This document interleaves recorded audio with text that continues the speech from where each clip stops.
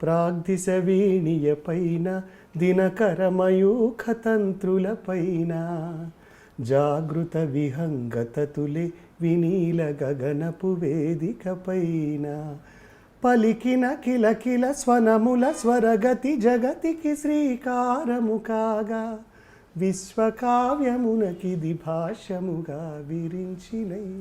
ఏమి కవిత్వం! శ్రీనాథుడు పోతను రాసినట్టుగా ఉంటుంది. అలా విజృంభించేవాడు. ఒక 10 పేజీలు 20 పేజీలు రాసుకొచ్చేవాడు. దాంట్లో సెలెక్ట్ చేసుకోవడం కష్టమయ్యేది. అవును కదా, చాలా కష్టమయ్యేది. ఏమిటో ఎందుకునో బాలసుబ్రహ్మణ్యం గారు పోయిన తర్వాత ఒక కన్ను పోయిందా నాకు, సిరివెన్నెల పోయిన తర్వాత రెండో కన్ను కూడా పోయింది. అంతుండి ఇప్పుడు. అయ్యా, ఎందుకంటే వాళ్ళిద్దరూ తర్వాత ఎవరు రాసినా ఎవరు రాగిపోయినా ఆ తృప్తి ఉండేది కాదు, ఒక సాటిస్ఫాక్షన్ అనేది ఉండేది కాదు. వి లాస్ట్ ఎ గ్రేట్ మ్యాన్. ఎట్లా పోయాడని కూడా తెలియదు.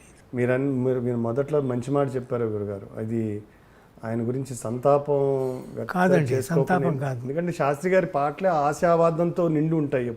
ఎప్పుడు ఎటర్నల్గా బతికే ఉంటాడు ఆయన. As long as the music is alive, is alive. అది పోదు కొంతమందికి. కొన్ని పాటలు మర్చిపోవచ్చు మనం, కానీ ఆయన మర్చిపోలేం.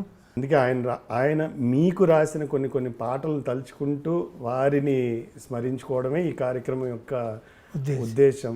ఇప్పుడు ఆదిభిక్షువు లాంటి పాట అసలు అది ఆ సిచ్యుయేషన్ చాలా గమ్మత్తైన సిచ్యుయేషన్. నేను సిరివెన్నెల షూట్ చేస్తున్నప్పుడు సాయంకాలం అవగానే కలిసేవాడిని వెళ్ళేది. ఆకెళ్ళ నేను శాస్త్రి గారిని ఓ రోజు కలిశాను. కలిసేటప్పటికీ ఏం చేశారా ఇవాళ అన్నాను. కొండకి చివరికి వెళ్ళామండి, కూర్చున్నాము, పల్లవి వచ్చింది అన్నాడు. ఏం పల్లవి అన్నాను. ఆదిభిక్షు వాడిని ఏమి కోరేది, బూడిదిచ్చేవాడిని ఏమి అడిగేది. నాకు ఒకసారి నిక్కపొడుచుకున్నాయి. ఎంత బాగుంది ఇది, మళ్ళీ అనండి అన్నా. మళ్ళీ అన్నాడు. అంటే వాళ్ళేమి ఎక్స్పెక్ట్ చేయలేదు దాని గురించి. అప్పుడు నేను చెప్పాను అన్నమాట, కథ మన చేతుల్లో ఉంది, మనం క్రియేట్ చేయొచ్చు సిచ్యువేషన్, మీరు ప్రొసీడ్ కండి అని. తర్వాత చరణాలు ఎలా రాయాలో తెలియలే. పల్లవంటే వచ్చింది కానీ ఆదిభిక్షు అని ఎట్టా కోట. అప్పుడు 1-2 నేను ఏదో సజెస్ట్ చేయడం జరిగింది. పూల బాలులకు 3 నాళ్ళ ఆయువు ఇచ్చిన వాడిని ఏమి అడిగేది. బండరాళ్లను మాత్రం చిరా తేనెలొలికే పూల బాలలకు 3 నాళ్ళ ఆయువిచ్చిన వాడినేది కోరేది. బండరాళ్లను చిరాయువుగా జీవించమని ఆనతిచ్చిన వాడినేది అడిగేది. ఏమి కోరేది కోరేది. ఆనంద్ పాడాడు మొదట్లో. అవునండి, ఆనంద్ పాడితే బాలసుబ్రహ్మణ్యానికి చెప్పాను. మాసం అంటే వద్దన్నయ్య అన్నాడు. అట్టా కాదురా, అతను కూడా బాగా పాడాడు. బాలసుబ్రహ్మణ్యం గారు ఆనంద్ గారు ఉంచేయమన్నారండి.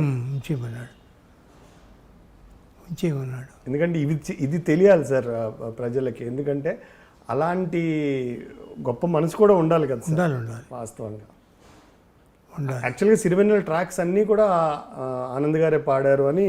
అలా కాదు, అంటే ఆయన బాలుగారు అమెరికా వెళ్ళారని బాలుగారు ఒకసారి చెప్పినట్టు గుర్తు నాకు. ఏమో నాకు గుర్తులేదు. అట్లా ఆ టైంలో అన్ని పాటలు తర్వాత ఈయన వచ్చి మిక్స్ చేశారు అని.